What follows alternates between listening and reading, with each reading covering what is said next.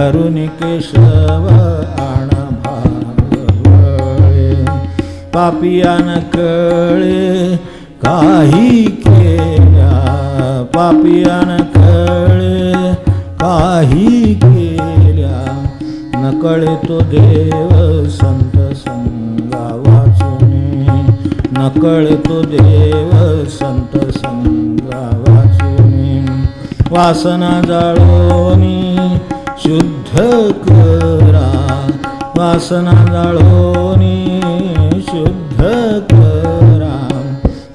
करा मन देहातीत भावे शुद्ध करा मन देहातीत भावे वस्तुसी ओळखावे तू का म्हणे वस्तुसी ओळखावे तू का म्हणे धरणी येले एका गुण नाम घोष धरणी येले एका गुण नाम घोष जातील रे दोष तू का म्हणे जातील रे दोष तू का म्हणे जातील रे दोष तू का म्हणे.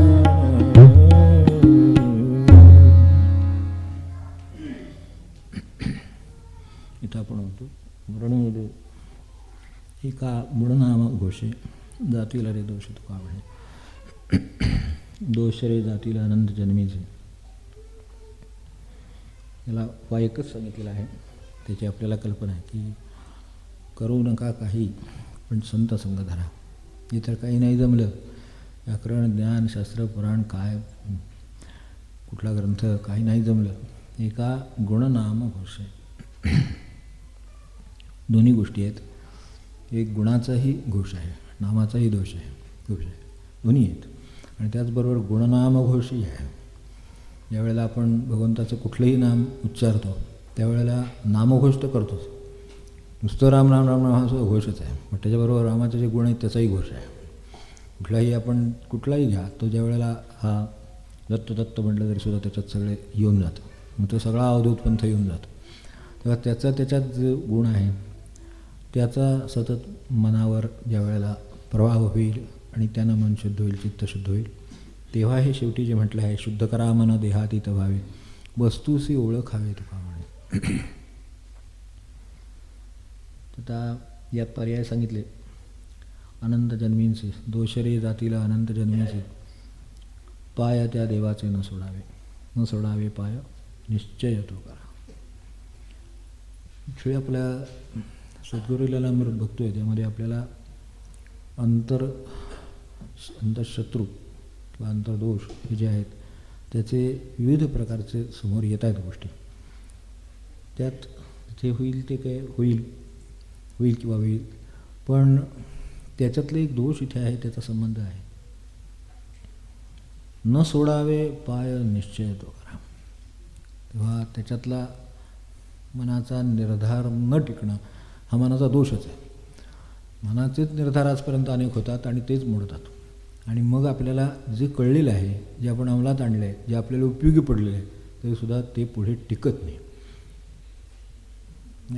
म्हणजे हा दोष लक्षात घेतला पाहिजे.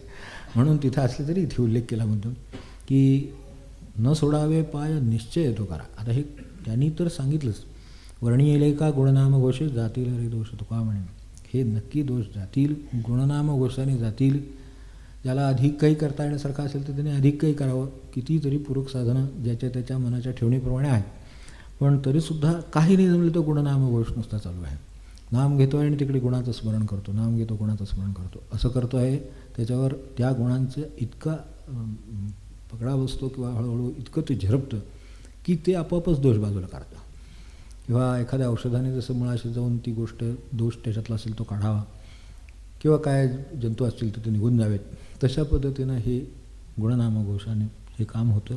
आणि हे मुद्दाम सर्वांना उद्देशून हे सगळे अभंग आहेत. ज्या त्या मार्गाचा जो तो अधिकारी असतो एखाद्या मार्गाचा अधिकारी आहे असं आपण म्हणतो म्हणजे तो योग मार्गाचा अधिकारी आहे असे प्रकार आहेत आपल्याकडे बरोबर आहे. पण भक्तीला सर्वच अधिकारी आहेत खरं सांगायचं तर. तेव्हा त्यांना उद्देशून म्हणून हे सगळे जे काही सारांश दिला तो एवढ्यासाठी दिला आहे की ह्या कामाला वेगळं आणखीन काही अधिकार लागत नाही. फक्त मला कळलं आहे काय अडचण आहे आणि तिच्यावर काय उपाय आहे तेवढा पाहिजे की मी पुढे चालतो. म्हणून हे वर्णीयेले एका गुणनामधोषे घोषे आणि जातील रे दोष तो का म्हणे, हे जे दोष आहेत ते त्यांनी नक्की जातील हे मी खात्रीनं सांगतो. कारण त्यांनी त्या अर्थाने कुठेही अशा तऱ्हेचं वागजाळ निर्माण केलेलं नाही, कुठल्या शास्त्रमार्ग आमकतुमक ह्याच्यावर चर्चा केली नाही. त्यांनी अखंड विठ्ठल विठ्ठल सोडवलं. तेव्हा हे जे काय आहे हे त्याचे गुणनामघोष आणि सदा विठ्ठल चिंतन घडो नामघोष गाणी घडो तेच आहे ते. तर तसं सतत त्याचं चिंतन होत राहावं, त्याच्या गुणांचं चिंतन होत राहावं यासाठी हे आहे. तर आता पायानं सोडावे का, तर ते कळतं त्यावेळेला ठरतं, केलंही जातं आणि नंतर हळूहळू विसरायला लागतं. आपलं जसं ते वृत्ती इथं एकाग्र झालेली असते किंवा कुठं असेल तिथं सत्संगात किंवा त्या नामात एकाग्र झालेली असते, उठून निघाला की ती वृत्ती हळूहळू हळूहळू विरत जाते आणि मग त्या अर्थाने जे काही त्या सापडलेलं आहे ते पण विरून जातं. त्यामुळे आनंद विरून जातो.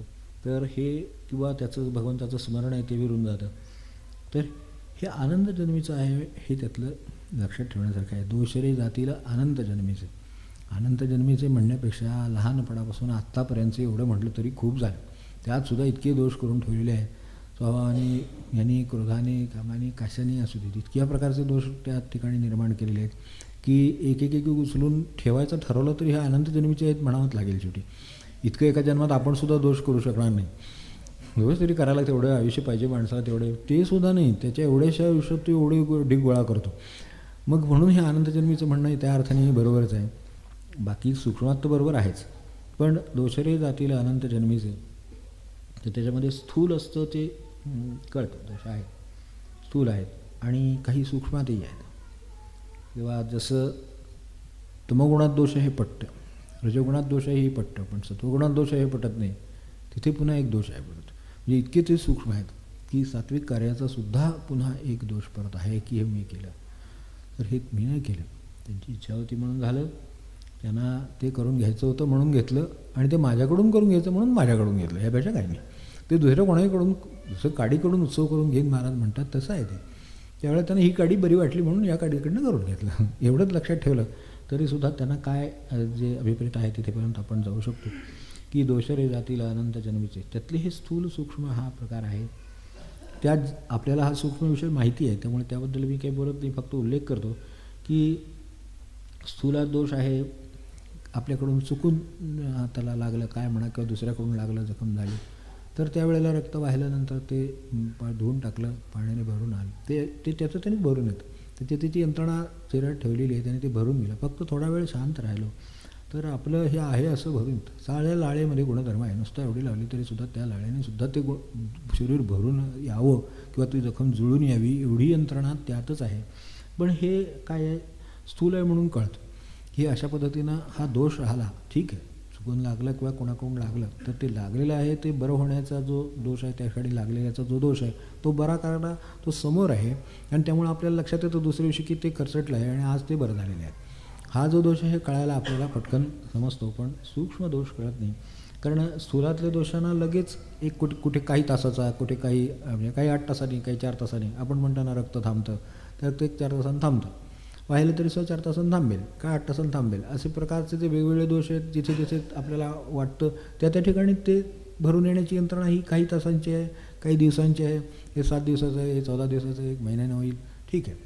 इथे आपल्याला पाहायला आपण तितके सावध असतो त्यामुळे आपल्याला ते कळू शकतात हे दोष हा गेला वयातला. काय समजा काटा टोचला, काढला, तो सावकाश निघाला ते 2 दिवसात झेरेविषयी तो बाहेर पडल्यानंतर टाकून गेला. आता तो दोष निघून गेला. पण स्वभावाला लागलेला काटा आहे तो इतक्या चटकन जात नाही. आधी काटा लागला हेच कळत नाही. माझं बरोबर इथून सुरुवात केल्यानंतर दोषाचा प्रश्नच येत नाही. म्हणजे तो सूक्ष्म असल्यामुळं तो भ्रम निर्माण करतो की माझ्या ठिकाणी काही नाही आहे असा भ्रम निर्माण करतो आणि मग तो दूर करण्याचा प्रश्नच राहिला नाही.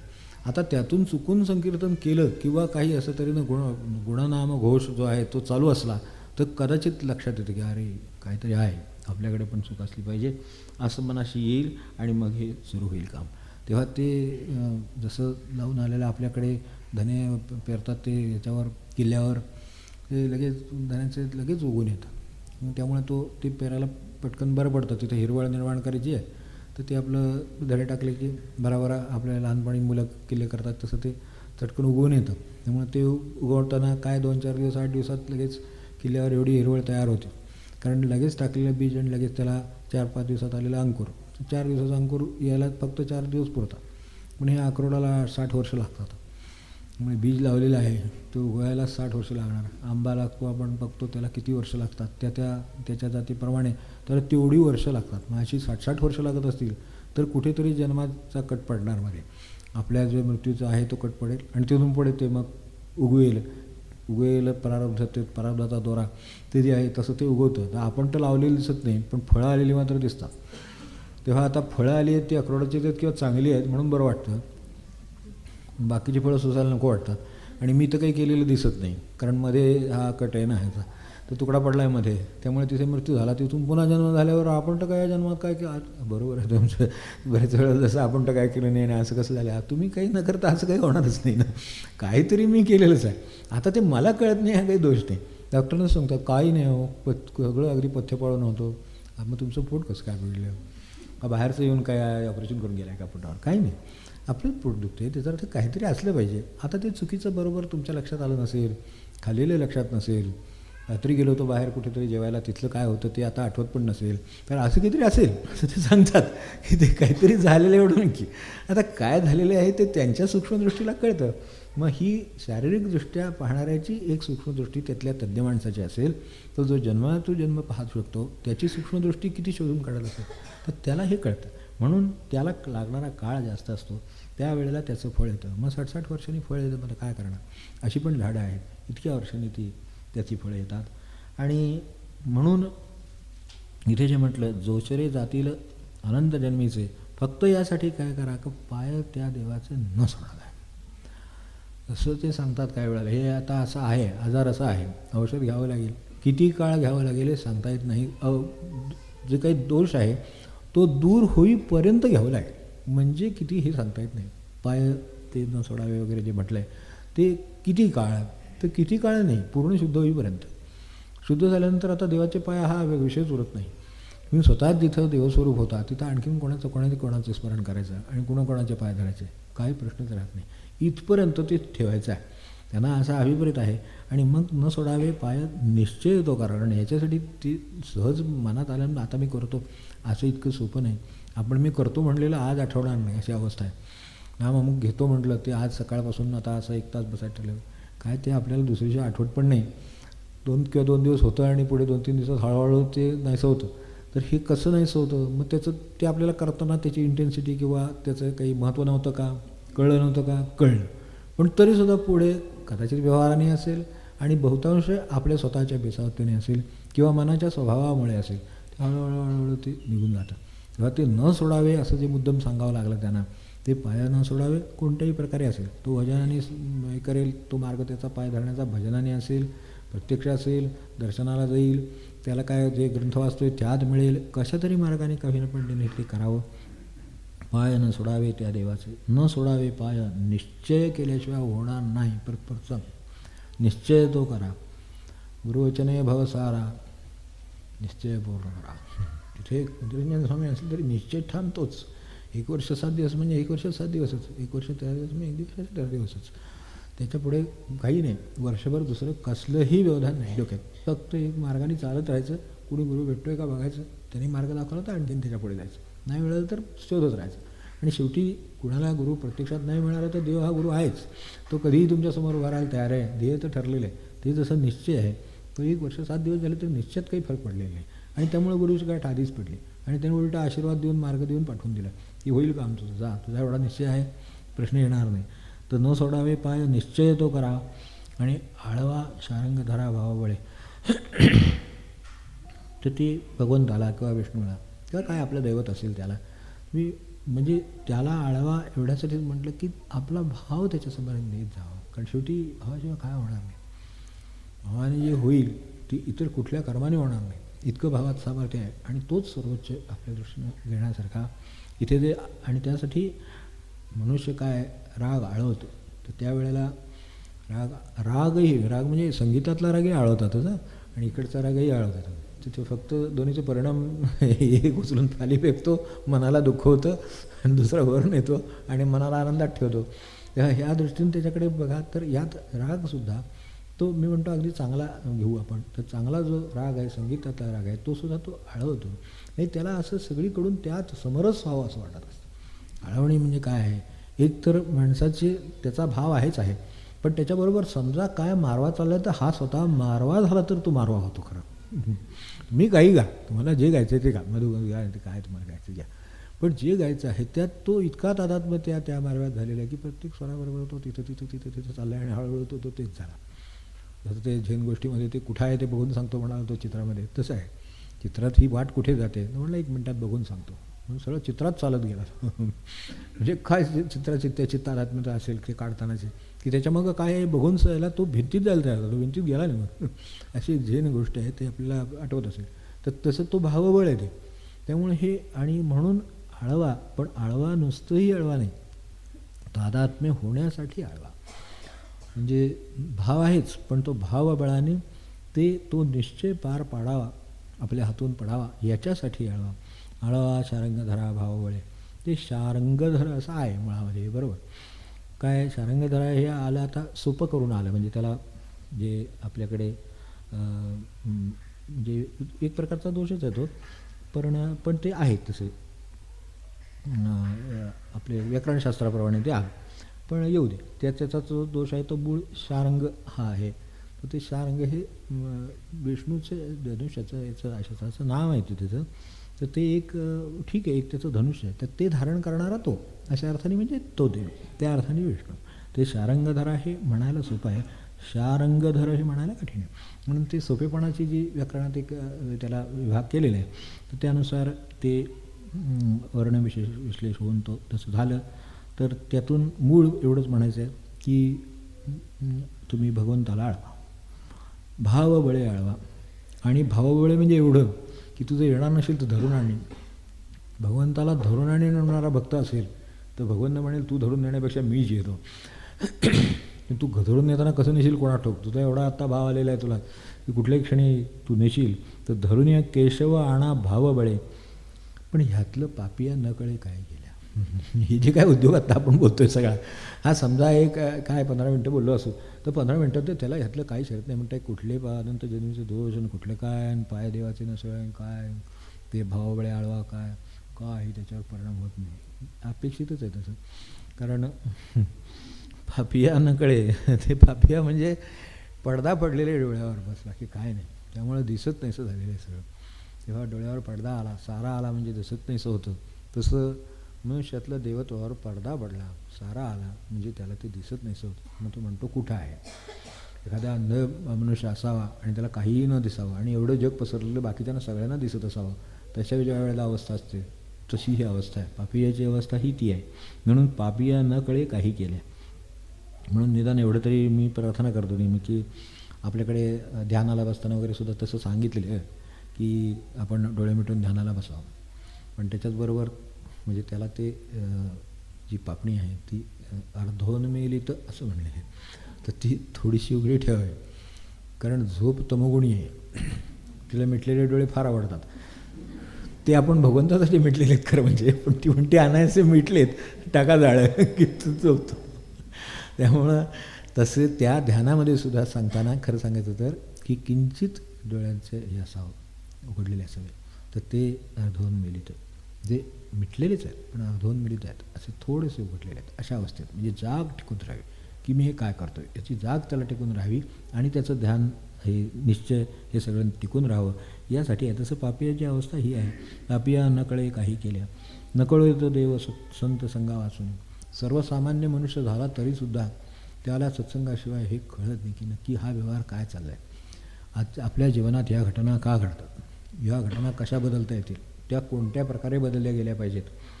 पैसे नसले म्हणजे पैसे मिळाले पाहिजे एवढं बदलणं जगात अपेक्षित नाही. भगवंत नाही तर भगवंत मिळाला पाहिजे हे जगात अपेक्षित आहे. तर शेवट काय म्हणजे ह्याच्यातली ध्येयातसुद्धा आपल्याकडे जसं आपल्या इकॉनॉमिक्समध्ये आहे, याच्यामध्ये आहे, तर त्या श्रेणी आहेत त्या सगळ्या. तत्त्वज्ञानात इकडे सत्याच्या श्रेणी आहेत. म्हणजे शंकराचार्याने आचार्यांनी सांगितलं त्यावेळेला सत्याच्या श्रेणी सांगितल्या. आज सत्य हे आहे हे बरोबर आहे, भूक ही सत्य आहे. पण या क्षणी समोर कोणाचा काही अपघात झाला असेल तर मनुष्य भूक विसरतो आणि त्या अपघाताकडे धाव घेतो. हे काय आहे तर त्यावेळेला भूकीचं सत्य तू कुठे गेलं तर ते त्यावेळेला त्या मानाने कमी सत्य आहे. तेव्हा असं सापेक्ष आहे ते. तर तो अपघात झाला आहे तिथे मदत करणं जास्त मोठं आहे. अशा वेळेला मनुष्य भूक विसरू शकतो. म्हणजे ती कमी सत्याची ठरते. ती सत्य असेल तो अपघात दिसतोय समोर, त्याला काढता येण्यासारखं काहीतरी आहे, तरीसुद्धा तो आपला ताट घेऊन जेवायला बसला आहे. तर हे माणसाच्या ह्याच्यात मोडत नाही. हे जे काही दिलेलं आहे त्याला सगळी साधनं, त्याच्यात हे मोडत नाही. त्यावेळेला तो पहिल्यांदा धावून जाईल, काय असेल ते करता येण्यासारखं असेल ते करेल, मग तो शांतपणे जेवेल. भूक महत्त्वाची आहेच, सत्यत्व आहे त्याला, पण सत्याच्या श्रेणी आहेत.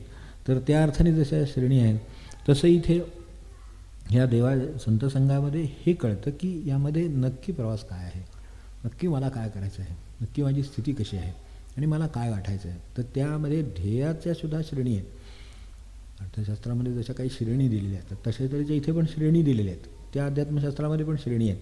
तेव्हा सत्याच्या ज्या श्रेणी आहेत त्यामुळे अंतिम सत्य म्हणजे ते काय आहे ते हुडकून काढणं ही सर्वात मोठी श्रेणी आहे.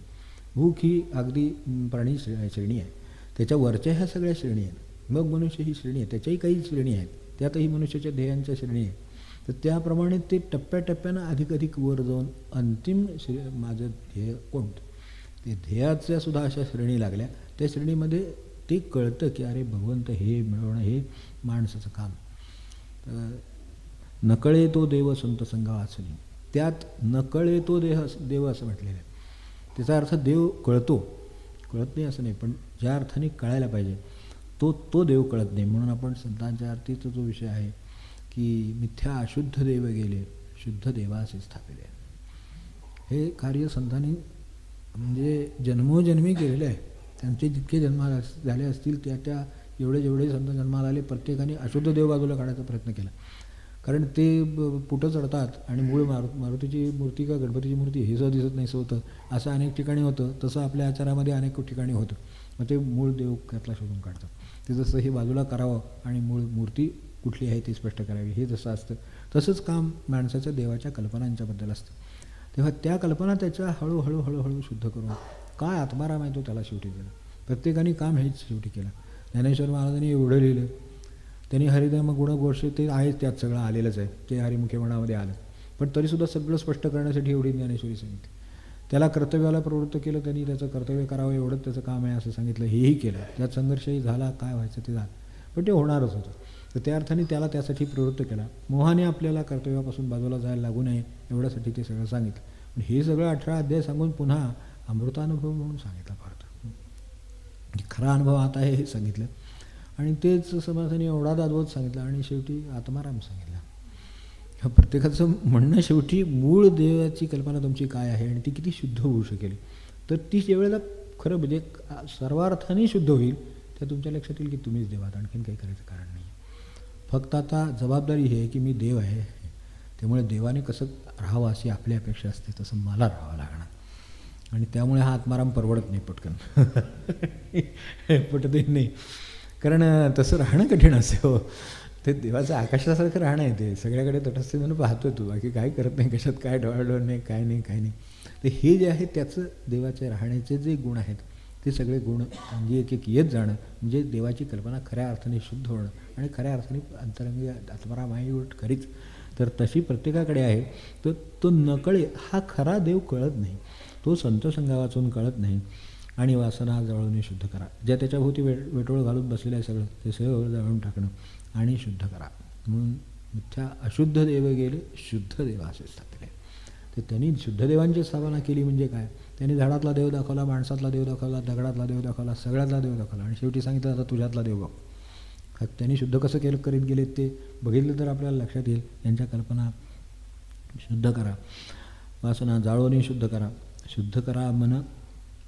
हे जेव्हा अशा तऱ्हेनं मनातल्या हे जे आपल्याकडे एवढं त्याच्यावर लिहिलं विपरीत ज्ञान विपरीत भक्ती ते जे काय सगळं नवा अध्याय किंवा कुठेही आहे त्याच्यात त्यांनी मुद्दम ते सांगितलेले आहेत. तर त्या कल्पना ज्या विपरीत कल्पना आहेत त्या बाजूला जाऊन मूळ शुद्ध स्वरूपाच्या कल्पना याव्यात. त्या आणल्यानंतर मग हे जे शुद्ध झालेलं मन आहे शुद्ध करा मन, त्यासाठी देहातीत व्हावे, मग आपोआप देहातीत होतं.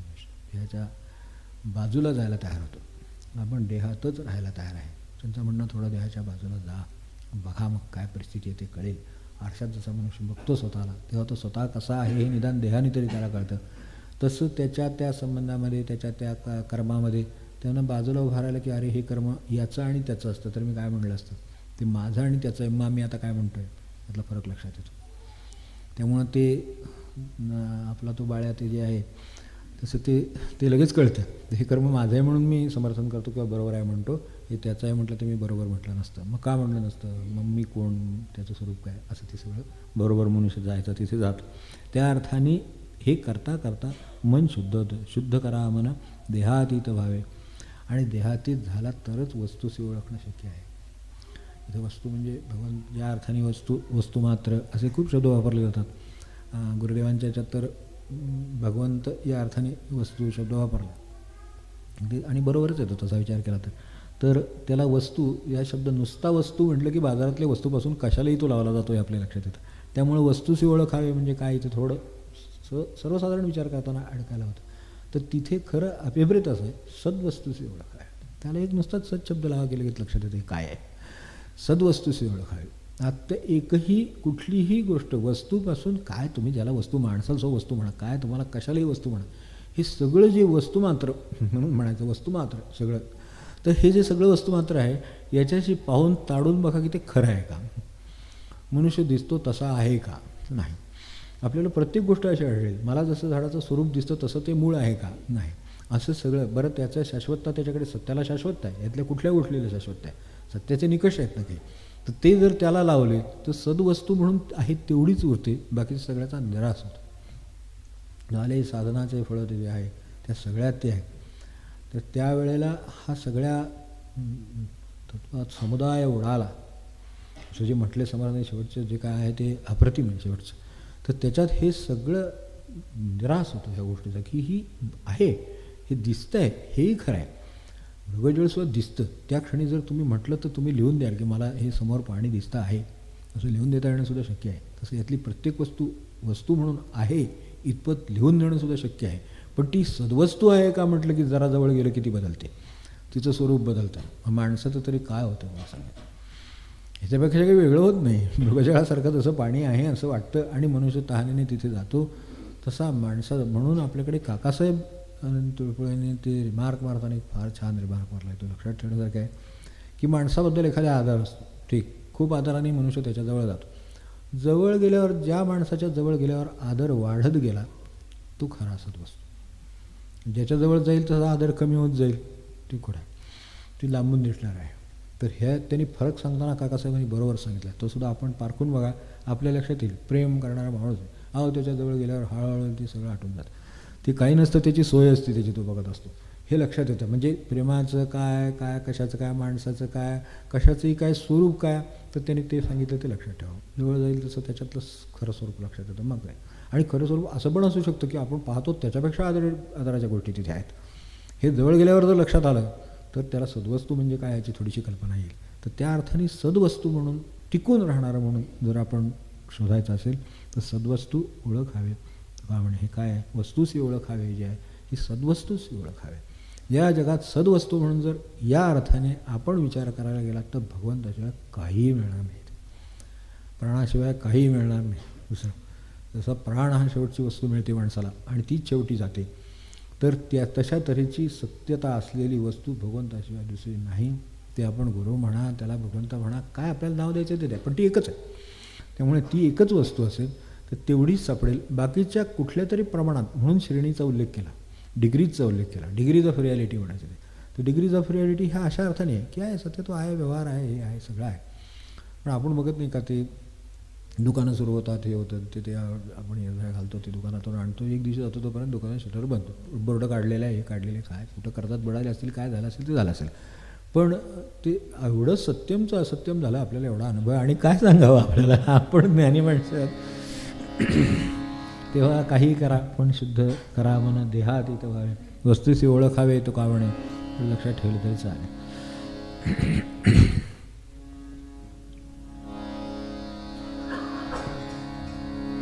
आणि हे जे आता आहे हे कायम लक्षात ठेवण्यासारखंच आहे. आणि त्या अनुभवानं सुद्धा मी बरोबरच आहे म्हणेन की हा अनुभव घ्यावा आणि जाण्यापूर्वी घ्यावा आणि तरच काहीतरी पुढे सार्थकाचं काम आहे. पान 113 पद 150.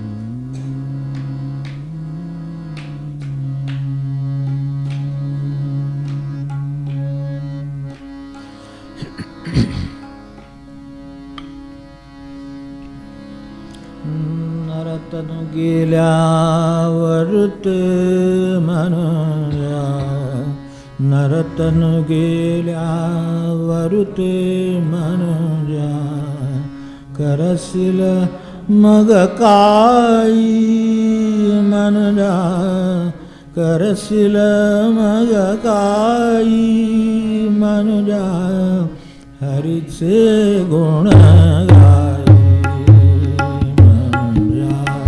हरीचे गुण गाई मनुजा. नरतनु गेल्यावर ते म्हणूया, नरतनु गेल्यावर ते म्हणूया, करशील मग काही मनुजा, करशील मग काही मनुजा, हरीचे गुण गाई मनुजा, हरीचे गुण गाई मनुजा. हस्तपाद करणालिक इंद्रिय सावध जवकाई, हस्तपाद करणालिक इंद्रिय सावध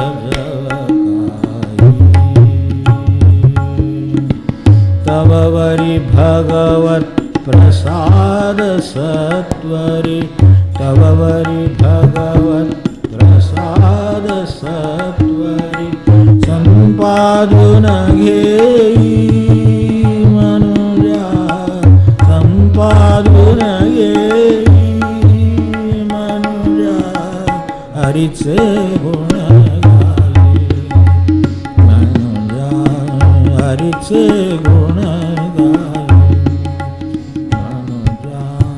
वाणीचा व्यापार निरंतर सारा हा विषयी, वाणीचा व्यापार सारा हा विषयी. मन चंचल चक्रा परि फिरते, मन चंचल चक्रा परि फिरते, विषयांसे ठाई मनुजा, विषयांसे ठाई मनुजा, हरीचे गुण गाई मनुजा, हरीचे गुण गाई मनुजा. श्री हरि प्राप्ती साठी शरण संता ते आई, श्री हरि प्राप्ती साठी शरण संता ते आई. निरंजन पद अविनाशी मग, निरंजन पद अविनाशी मग, पावसी लवलाई मनुजा, पावसी लवलाई मनुजा, हरीचे गुण गाई मनुजा, हरीचे गुण गाई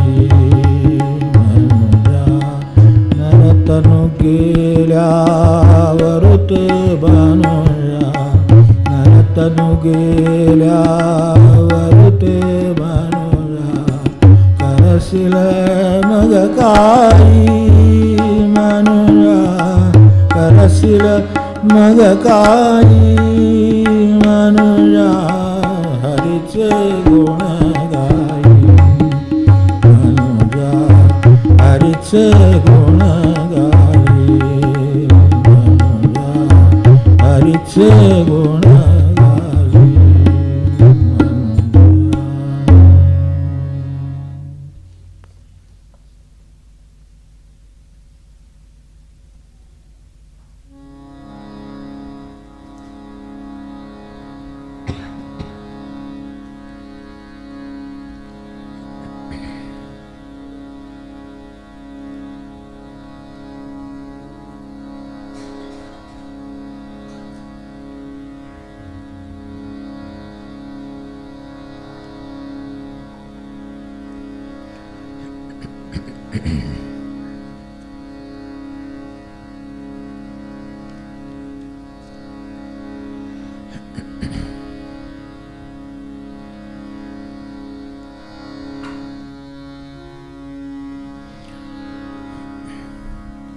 आजचा आपला नेहमीचा शनिवारचा विषय संपला. आता खरं तर आज संक्रांतीचा दिवस आहे. चांगलं संक्रमण चांगलं आपल्या जीवनात येवो. सर्वांना हे सगळं संक्रमण सगळा काळ आनंदाचा जावो, उपासनेचा जावो, लौकिक ऐहिक प्रगतीचा जावो. त्याच्या मी इथं एक शुभेच्छा देऊन ठेवतो. नंतर 5 मिनटं तिळगुळ द्यायला इथंच बसतो. फक्त तत्पूर्वी एक आपल्या महाराजांचा आशीर्वाद म्हणून ठेवूया. पान 125 126 पद 174.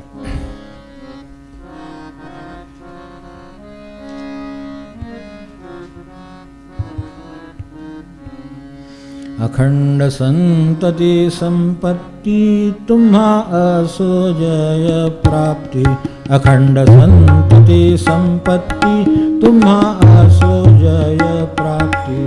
सदा घडो भगवत भक्ती मनी असो हो विरक्ती. सदा घडो भगवत भक्ती मनी असो हो विरक्ती.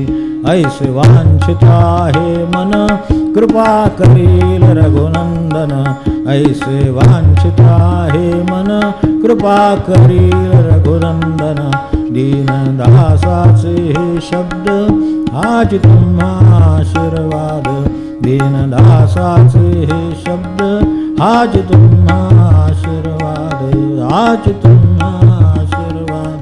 हाच तुम्हा आशीर्वाद. अनंत कोटी ब्रह्मांड नायक राजाधिराज सच्चिदानंद सद्गुरु श्री ब्रह्म चैतन्य महाराज की जय. गुरु ब्रह्मानंद महाराज की जय. श्री दादा साहेब केतकर महाराज की जय.